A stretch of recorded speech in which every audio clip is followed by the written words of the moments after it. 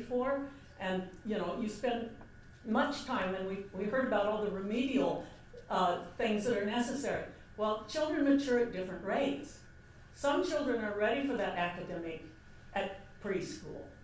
Maybe some of them are reading. That's fine. We shouldn't expect every kindergartner to be able to read and write and do math. And so some of those kids will mature anyway. What happens when you force them to do that, you not only waste their time, you frustrate them, you put them on the treadmill, which is the Common Core and the workforce model, and you've heard what we're doing here is we're gathering lots of data. Well, yes, we're gathering lots of data on these kids to make sure that they're on track and they're not missing anything. But what needs to be done is these kids need to be allowed to mature and grow up. You can't force growth. You can't force growth. And that's what we're trying to do. For instance, in Finland, which has such wonderful test scores and is held up as an example for the United States, their kids don't start school until they're 7. And I know a lot of these kids, what they need at this age is they need to develop their basic and to mature their basic perceptual skills, their visual perception, their auditory perception, their memory skills, their eye-hand skills, their motor skills, their social skills. These need to mature. That's what kindergarten used to do. Not anymore. These kids are failures if they're not on track. And that's why this is a dangerous model.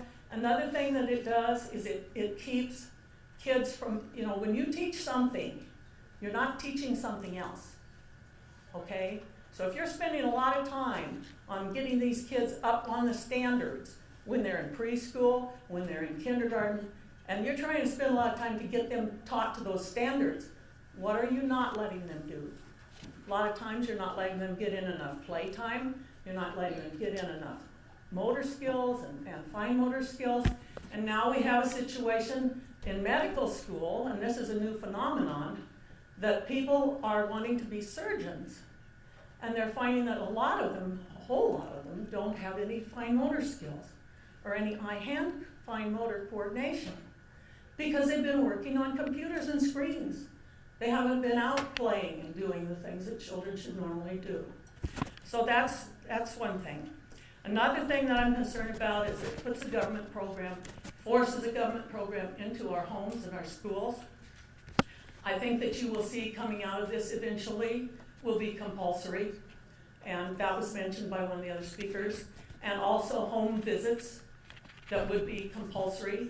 That could very well be in our future. It is in other countries, and you would have a government person coming to your home on a required home visit, and data would be gathered on your home, and you would be given instructions on how to raise your child.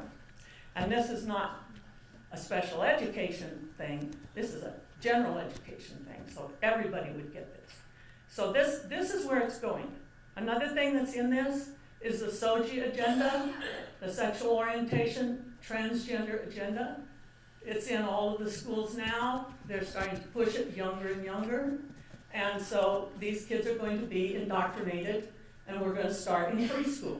There are little books to be read to them. There are little exercises to be done. There are programs available, and this is coming.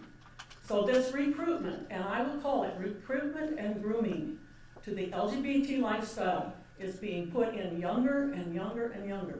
And it is a federal push, and I believe that we need to block this. Parents need to be able to raise their own children to their own beliefs, and they need to have time to enjoy their children's childhood and their children to enjoy their childhood before they're put on a treadmill of data and testing and standards.